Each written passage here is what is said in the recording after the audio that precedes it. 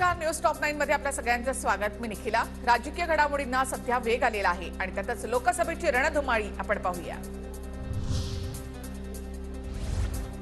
मी काल आज उद्या पवारांसोबत शरद पवारांचं नेतृत्व कधीही सोडलं नाही। अजित पवार गटाचे आमदार निलेश लंकेंचा शरद पवार गटामध्ये प्रवेश निश्चित। निलेश लंकेंचं पक्षामध्ये स्वागत। लंकेंना काही गरज लागल्यास आम्ही मदत करू, शरद पवारांची प्रतिक्रिया। निलेश लंकेंना पक्षामध्ये मी घेतला उमेदवारी दिली, त्यांना काही गोष्टी काल समजावून सुद्धा सांगितल्या, पण त्यांच्या डोक्यात काहींनी खासदारकीची हवा घातली। लंकेंच्या शरद पवार गटातील प्रवेशाच्या चर्चेवर अजित पवारांची प्रतिक्रिया।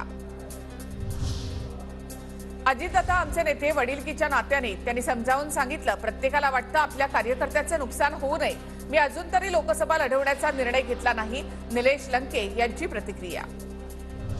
निलेश लंके हे पारनेरमध्ये फेमस आहेत, पण इतर मतदारसंघाचाही विचार करावा लागतो। त्यांना समजावून सुद्धा सांगितलं, त्याला कुठे जायचं असेल आणि लोकसभा लढवायची असेल तर आधी राजीनामा द्यावा लागेल, अजित पवारांची भूमिका। वसंत मोरेंनी पुणे कार्यालयामध्ये घेतली शरद पवारांची भेट। वसंत मोरेंकडून पवारांना पुणे लोकसभेच्या विजयाची हमी। पुण्याचं मैदान मारण्यासाठी शरद पवारांना भेटलो, खासदार कसा होऊ शकतो ही माहिती दिली। पवारांच्या भेटीनंतर वसंत मोरे यांची माहिती। हरिश्चंद्र चव्हाणांनी नाशिकमध्ये घेतली शरद पवारांची भेट। दिंडोरीमधून उमेदवारी मिळण्यासाठी हरिश्चंद्र चव्हाण इच्छुक, शरद पवारांच्या निर्णयाकडे सर्वांचं लक्ष।